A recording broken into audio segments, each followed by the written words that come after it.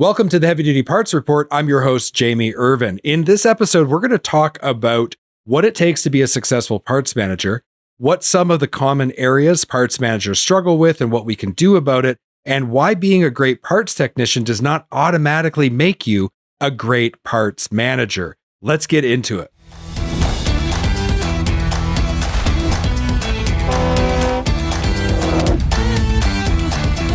Now, we've been working at the Heavy Duty Consulting Corporation to create the only business development system of its kind that is exclusively dedicated to the heavy duty parts and service industry. And really what we're trying to do is help empower heavy duty people and the companies they work for to thrive.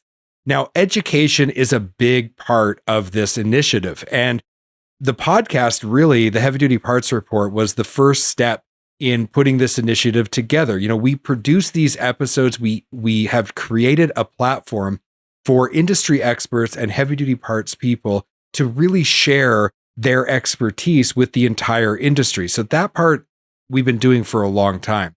Our consulting business came next, and we've been consulting with dozens of heavy duty companies. We've developed an entire consulting program that can take you from starting a business from scratch all the way to selling the business, right through the natural arc of a business, starting it, growing it, scaling it, and selling it. And we've developed a specific program that is exclusively dedicated to heavy-duty parts and service companies. And like I said, we've worked with dozens of companies in that capacity. Now, one of the things that I've been working on with some clients to develop some training programs that are on their learning management systems, and also a training program that we would be able to then bring to our clients. And we've been working on several different approaches to this for a few years. And we decided recently that we were going to take all of this work that we've done and we were going to put it into a unique format that really I think is going to make us stand out as different. So over time, we've developed an executive leadership training program. We developed an outside sales training program. We developed a program for hiring people, for recruitment and retaining people. And we really looked at it and said, you know, what's needed now is a parts management program. And so we have now developed that as well.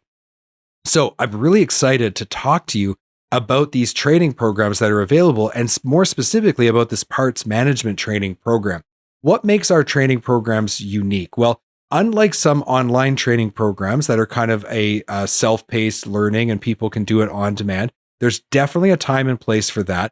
Our programs are a little different though, because what we observed is that a lot of times people don't just need knowledge, they need coaching, they need help to put the knowledge into some format where they can actually go and try it, then they can ask questions, they can practice, they can get better, and then they can implement what they're learning immediately to try to improve their overall performance.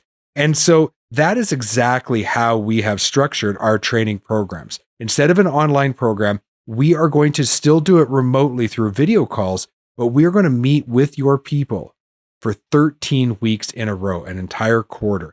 Once a week, they're going to spend an hour with our instructor. They're going to receive training, and then in addition to that training, they're going to be given assignments so that they can put into practice what they're learning immediately, try it out. They run into any problems, there's a coaching component in that weekly meeting. And in addition to that, we offer unlimited support for all of the attendees via email. So this is a very in-depth, comprehensive training program. And we're so excited to announce today that the parts management course is now available in addition to those other programs I talked about.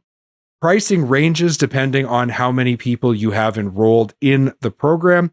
But if you want to get access to an early bird discount, listen to the entire interview, because I'm very excited to offer a very special offer in today's program.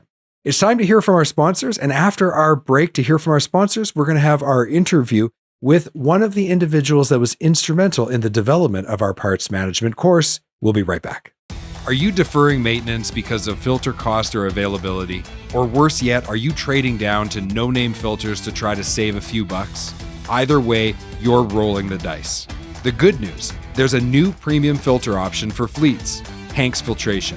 If you're responsible for a fleet, you won't believe how much using Hanks filters will save you. But you've got to go to heavydutypartsreport.com heavydutypartsreport.com/Hanks to find out more.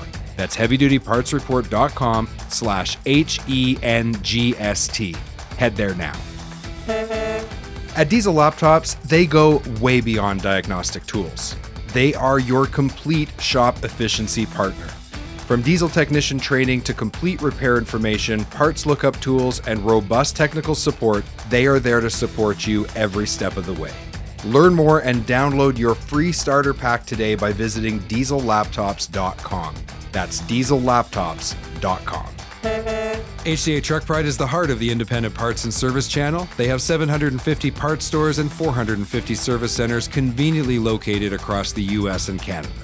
Visit heavydutypartsreport.com/HDA Truck Pride today to find a location near you.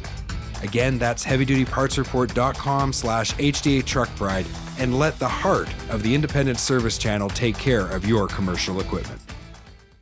We're back from the break. Before the break, I was talking to you about the dedication that we've had at our company to try to build this business development system exclusively for heavy-duty parts people, why training and education is such a big component of that, and we announced our new parts management course. We could not have built this course without the help of our guest today that we are going to interview. So I'm really looking forward to sharing my conversation with Dan Larley.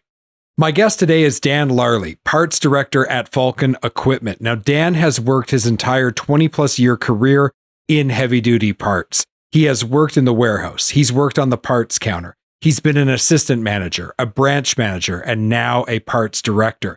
His management experience is extensive, and we are very happy to have him on the podcast.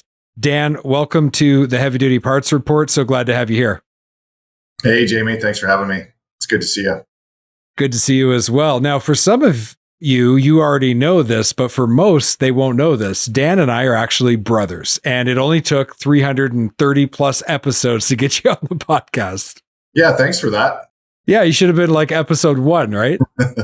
You'd think so, but no favoritism, right? Yeah, that's right. We had to show no favoritism. Exactly. So I'm really happy to have you here today.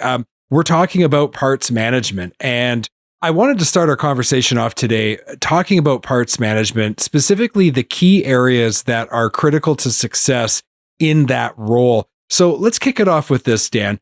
How important is it for a parts manager to have parts knowledge? Sounds like a pretty obvious question, but I think that's where we have to start. Yeah, I mean, of course, it's an obvious question, obvious answer, because you have to have that technical knowledge. You need to know what you're talking about. You need to have the confidence to portray that you know what you're talking about to your customer, but also to your staff, so that you can train and coach and mentor, but you can also fulfill the customer's needs. Right. So when you have that base of knowledge in the parts department, that gives you, I guess, one of the foundational pieces to be a good parts manager. Now, customer satisfaction is something that is an important part of being a counter person. When you're working on the counter, your job is to take care of the customer, whether that's at the counter, in the store, they phoned in an order, or maybe you're just doing email or text. At any rate, if you're a counter person, you're responsible for the people who you serve directly. How is it different when you become the parts manager? So customer satisfaction is very important, and it depends on the interaction that you're having. So when we're talking about that individual counter person, they're responsible for that one-on-one conversation with the customer. They're looking at that customer satisfaction to the person they're talking to, or to the person that they have directly in front of them. But when you're a parts manager, now you're involved in customer satisfaction for your entire department, and you have to look at more things as an overall scope. Yeah, and you're not just responsible for yourself. So like when you're on the counter, it's just one-on-one. You're responsible for your actions. You're responsible for helping that one customer in front of you. You become a parts manager, and all of a sudden, it's less about what you do as an individual person, and now it becomes about what your team is doing. And you're also responsible for customer satisfaction at a business level, which really does change the game. But it doesn't just stop there. Speaking of being responsible for a team, how important is it for the parts manager to be able to build a team, people in organization? How is that different from the regular counter position that maybe that person came from? So in order to build a team, you've got to look at what fits with the entire department. You need to know the different personalities that you're working with and how they're going to work together or not work together, right? So we have to take a look at personality profiles. We have to take a look at their traits. We also need to know how to get the best out of our people. So everyone has areas that they're really great at. Some have areas where they need a little bit of work, a little bit of fine tuning, a little bit of coaching. So we need to be able to identify those areas and know where and how we can build upon them to get the most out of our people. Why is financials an important thing for a parts manager to understand and really be able to master in order to be successful in their position? Yeah, so if we keep going back and forth with the example we're using, as just a counter person, you're involved in that interaction. You obviously want to make the sale. You want to try to make as much money as possible, but you want to make the sale. So you're willing to take a little bit of an eroded margin, or maybe cut a little bit off the top in order to get that sale. So, but you're happy about that because you just made that sale. But now as a parts manager, now we're looking at the whole department. Now all of a sudden we need to understand financials. We need to understand how by taking a little bit of a margin cut, you're affecting the entire branch and the operation. You need to understand assets and how they play a part. You need to understand all of your fixed costs when it comes to even things like rent and utilities and how it's all playing a part. Even when it comes down to delivery vehicles, gas, all the little tiny costs that come into running a department, all of these things play a huge and crucial role. And as a manager, you need to be able to read financials and understand how you're affecting this. Yeah, and being able to understand the implications of the choices your people are making on a day-to-day basis. Like you said, it's usually 1,000 little decisions that add up to something that could be really good or not so good at all. In addition to that, I know as a parts person, at least once a year, you've got to do inventory. I know as an outside sales guy, I used to hate that, but still they'd bring me in and I had to do it. Inventory management is a whole different kind of animal when you are the manager. So talk to me a little bit about inventory management. Yeah, again, inventory management is a beast. When you're just a counter guy, you're focused on what you have on hand that you can sell or deliver to a customer. But when you're the parts manager, now all of a sudden you have things like a balance sheet where inventory is part of an asset. Now you have to understand what that asset is doing for you and how you're making money off of it. Now you need to think about things like fill rates, lost sale ratios. You need to understand where you're putting inventory in the store to have it flow properly. You need to think about things like loss prevention. There's all kinds of avenues when it comes to inventory management that you need to be aware of. And we're just kind of scratching the surface here. There's a lot more that we can talk about. Yeah, absolutely. We're going to talk a little bit more about how we are preparing something very special for our audience today. In addition to the whole concept of like a person with adequate parts knowledge, we talked about that earlier in our conversation, that that's really one of the foundational pieces to being successful. If we're talking about somebody like yourself with 20 plus years experience in parts, how is acquiring parts knowledge different today than it was perhaps in the past? Why is it maybe more difficult despite there being more technology? Yeah, so there's definitely more technology that helps. I mean, Google's a wonderful thing. I use it every single day. When I first started out, it wasn't necessarily that easy. But also when I first started out, we had a lot of paper catalogs. We were able to have a lot of mentoring and coaching by older and professional parts people who have been in the business for, 30, 40 years. We don't often see that anymore. It's kind of a dying trend. So we've lost a lot of industry knowledge with a lot of the people that have retired over the last, 5 to 10 years. And we don't see a lot of that gap being filled in the new parts people of today. So sure, we have technology. We have great things like serial numbers. We can go online. We can check different parts. But there's still a lot of things, especially in the heavy duty trucking industry, that we can't check online, that you either need to know or have a base knowledge of, or at least know where to go and find the answer, as opposed to just being able to, ask somebody that's right next to you like we used to. Yeah, that unfortunately has been a trend that has just gotten worse every year in the last 20 plus years. So when you're a parts manager now, you've got this added responsibility of being able to help your people with perhaps less resources available to you. Parts managers of the past, to your point, there might be 3, 4, 5 people on the counter, all with 10, 20, 30, 40 years experience. And you might have only had 1 or 2 junior people you were training. Now it's flipped. You might have a majority of junior people with not a lot of experience and only 1 or 2 really knowledgeable people. And guess what? Those people are so busy because the customers know they're the only two on the counter who actually know what they're doing. It must be an absolute nightmare for parts managers training people right now. Yeah, you're right, because oftentimes the parts manager is the one with that, 20, 30 years of experience. So they are busy. They're fielding all the calls. They have that loyal customer base that's been following them for years and only want to talk to them. So they're still trying to talk to customers while at the same time trying to train and mentor and coach their junior people so that they can get to that position themselves. That means that there's going to be an added load on parts managers in the modern age to have the skills necessary to build a team. This involves retaining good people, but it also involves recruiting. Now, obviously, if you work for a larger organization, there are some resources there available to you. But generally speaking, in your opinion, Dan, do you think most parts managers have the education, experience, and skills to both recruit and retain a great team? That's a great question. And I would have to say the answer is no. If we take a look at it a little bit, a lot of parts managers, yes, they have technical knowledge. Yes, they've been doing the job for a very long time. And yes, they have the confidence to know what they are talking about. But at the same time, do they necessarily have the right people skills to train, to mentor, to coach, to bring about this new generation? A lot of them don't. A lot of them don't have the right people skills to hire, to recruit, to train, and to coach. They need a lot of help in that respect themselves. Yes, they have technical knowledge, but again, it's the people skills that they are lacking. And even if they do have some of that core ability naturally, maybe they haven't been trained on things like psychometric assessments, how to use them. I know a lot of companies use them in the hiring process, and then nobody ever talks about it afterwards. That happened to me a couple times. So even if there are some tools in place, they aren't always trained on how to use them the most effectively. And to your point, they're so busy just trying to keep their head above water on a day-to-day basis that this can be a real uphill battle for the modern parts manager.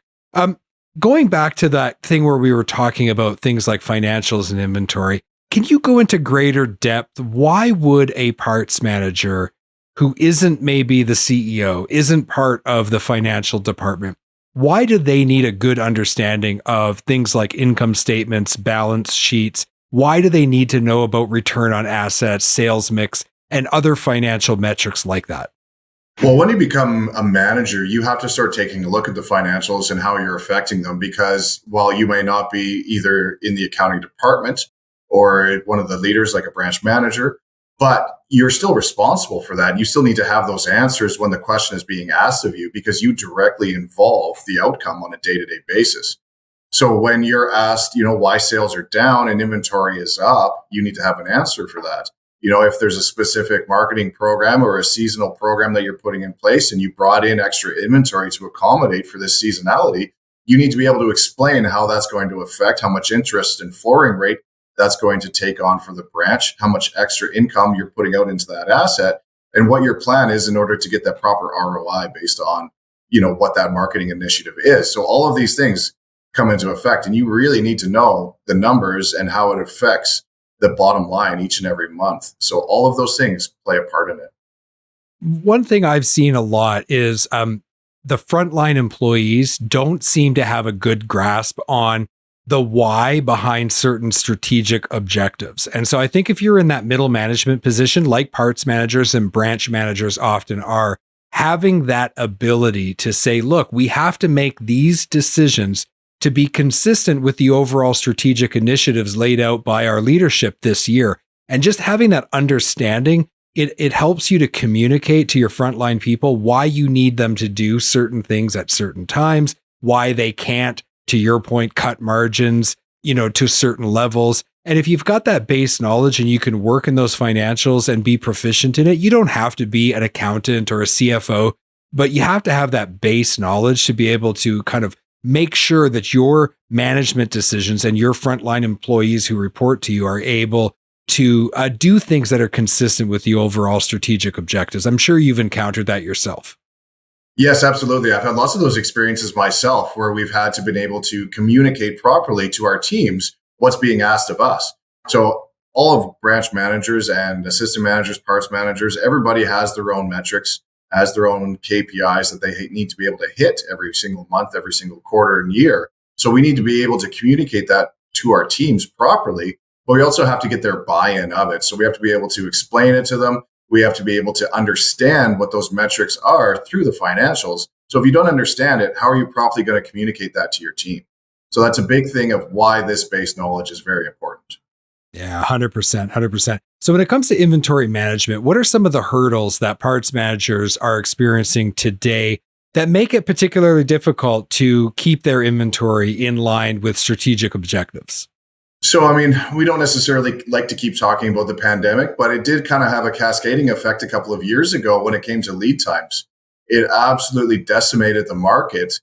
So we're still recovering in certain different areas for long lead times for parts when it comes to bringing stuff in overseas. So when it comes to freight and couriers.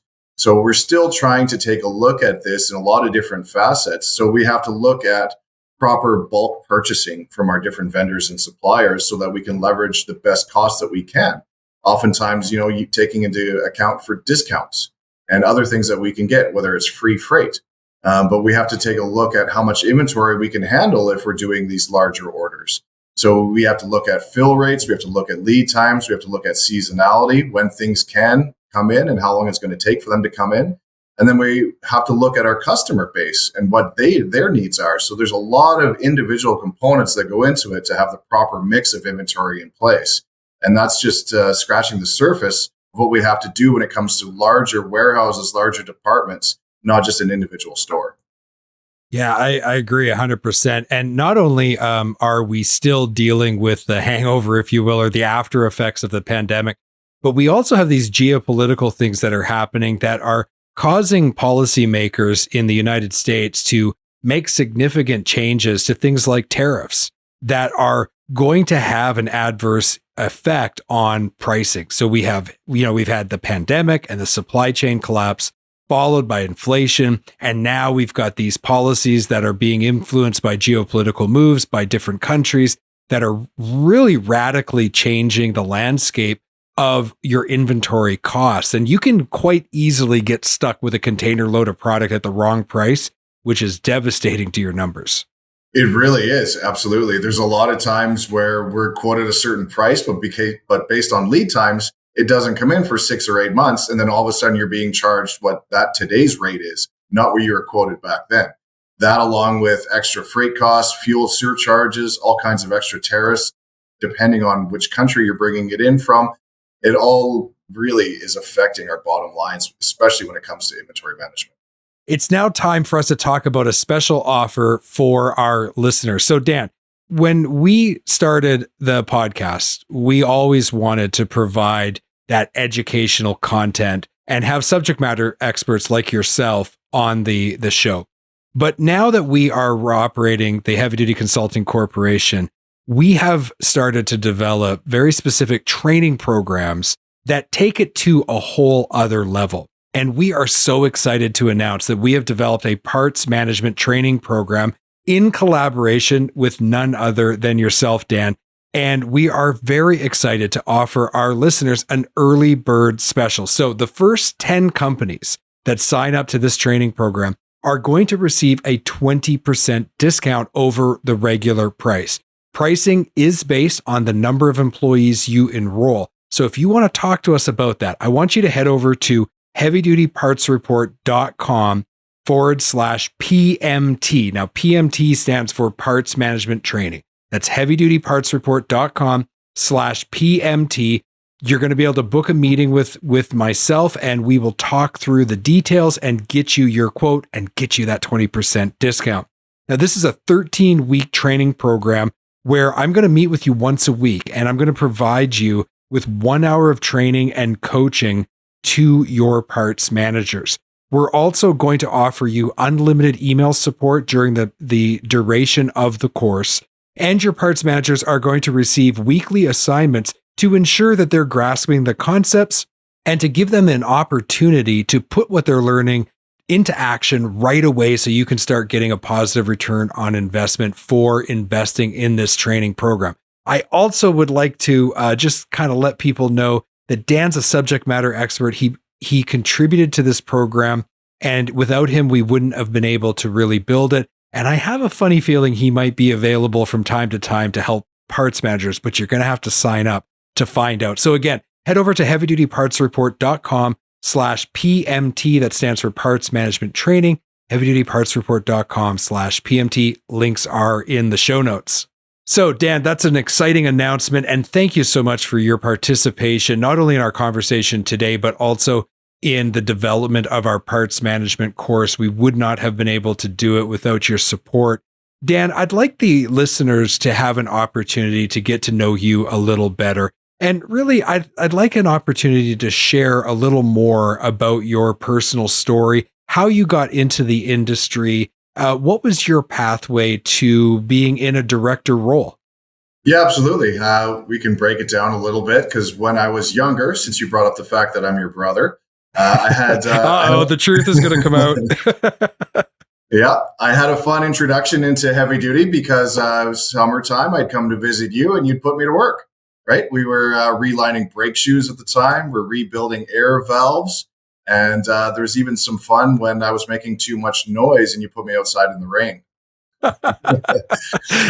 You always bring that up. I also made you use an outdoor sandblaster, which was, that was fun.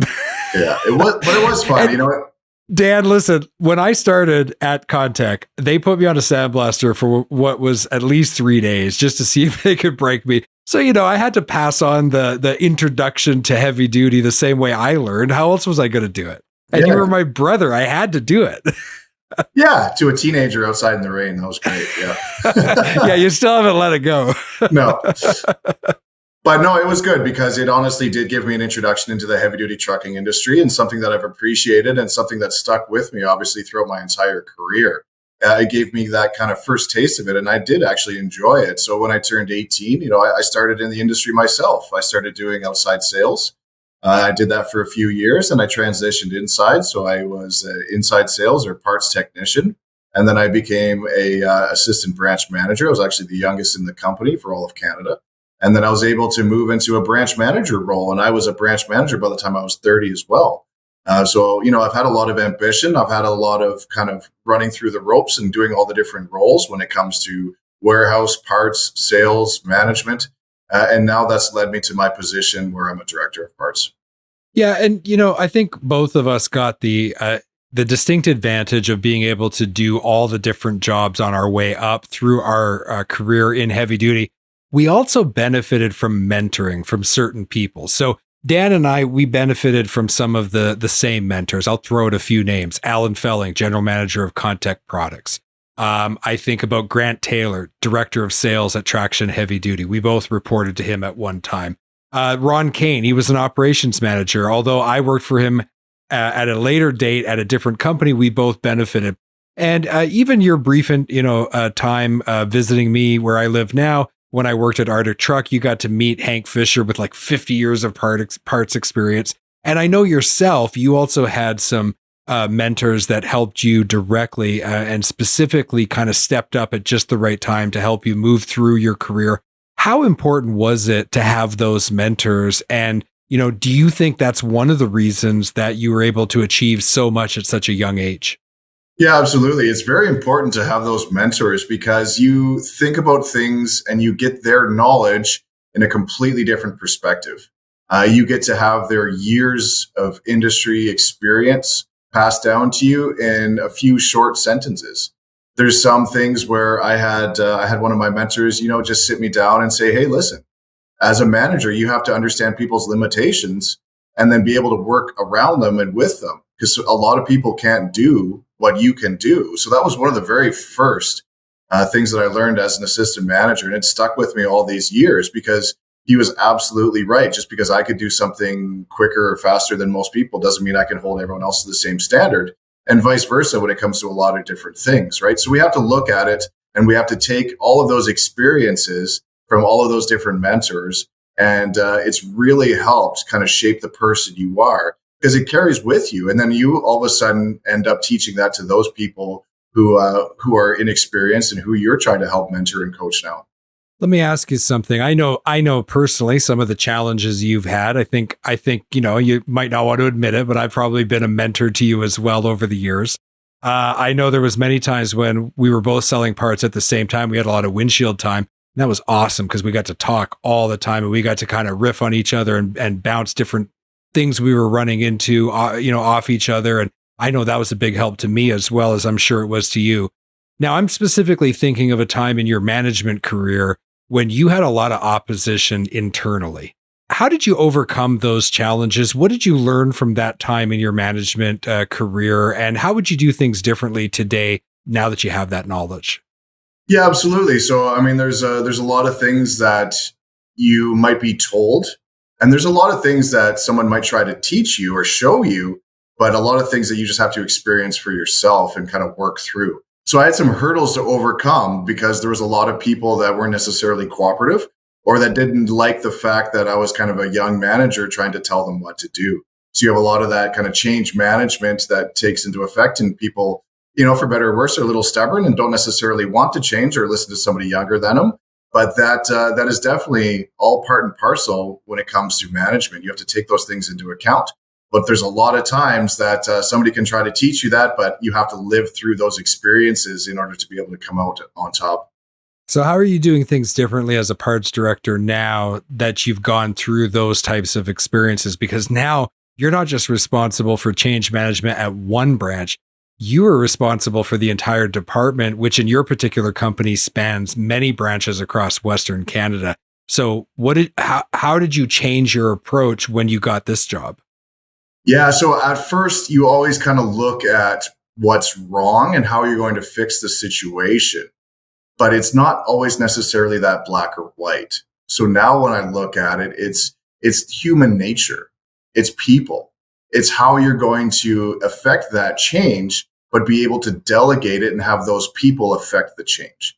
Because it's something that you can't do just yourself. It's something that you have to be able to, like we were talking about before, get the most out of your people so that they have the buy-in and they're willing and wanting to have that change themselves. So like I said, it's definitely more focused. And what I would teach people now and what I go through now is definitely on those people skills, that human nature side. Yeah.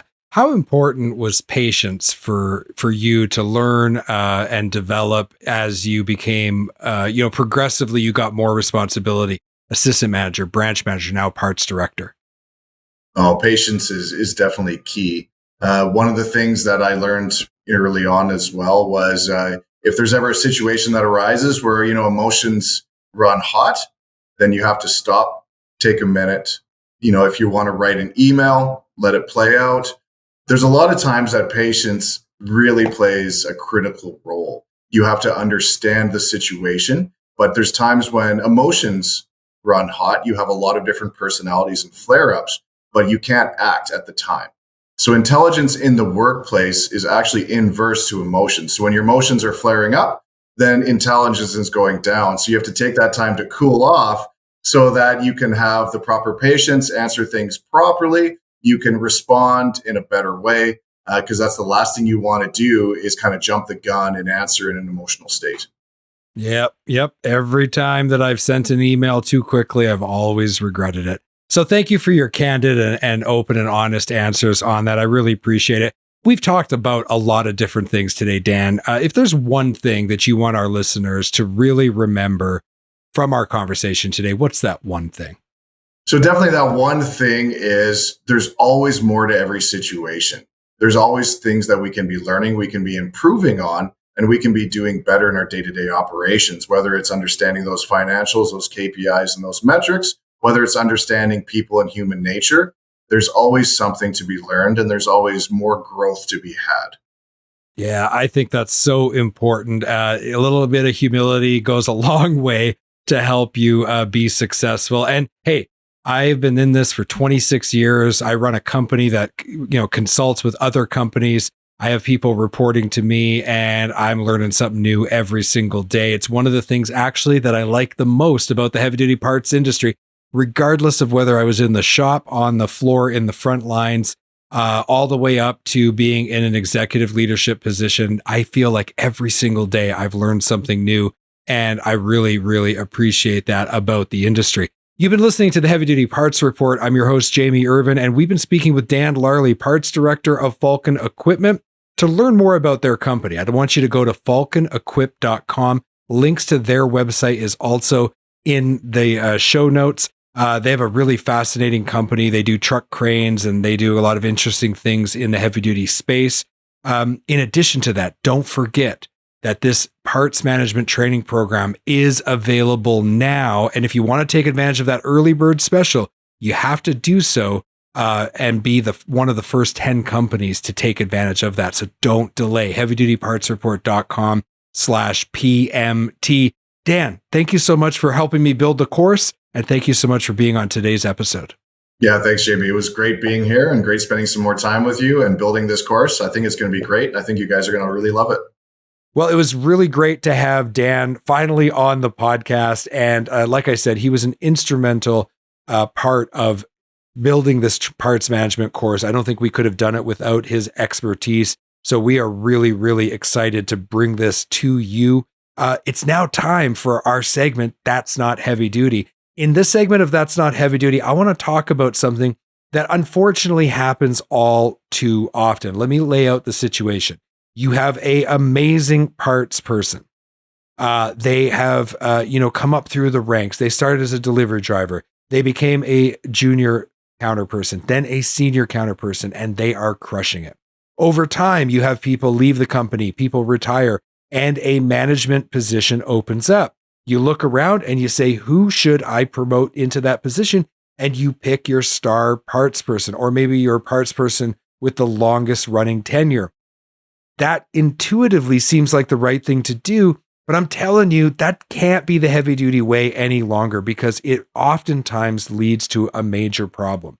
Why is that? Well, as we talked about in the interview, doing the job of being a counter person is very different than managing a parts department or even a branch, which is even a bigger job.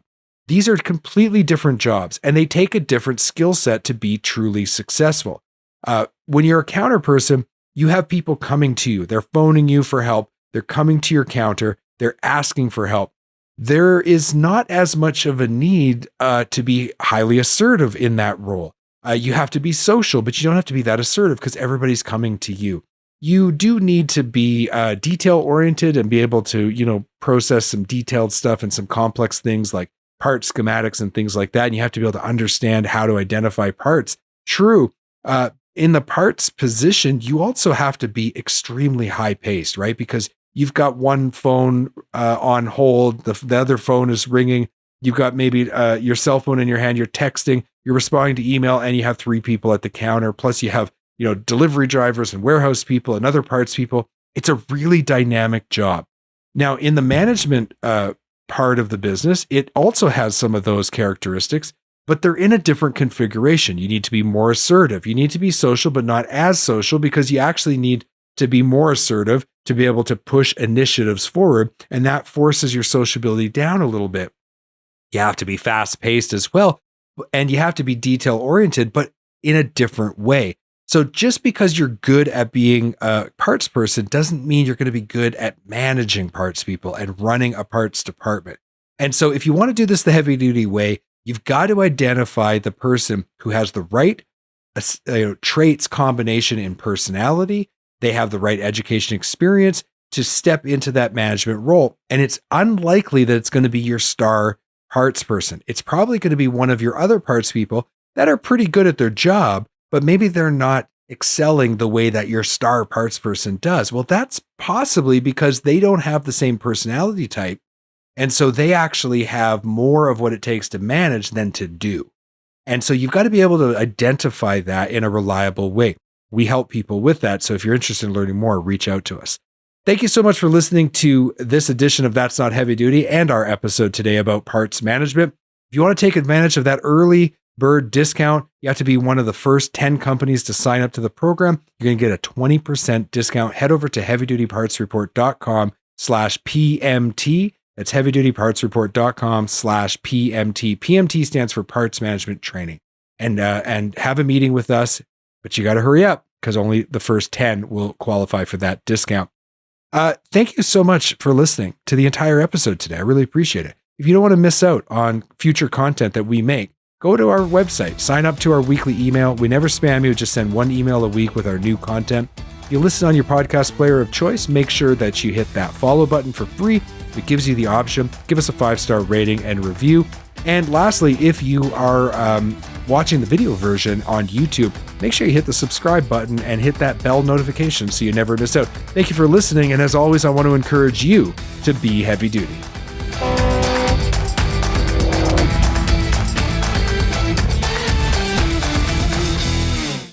Thank you for watching this video.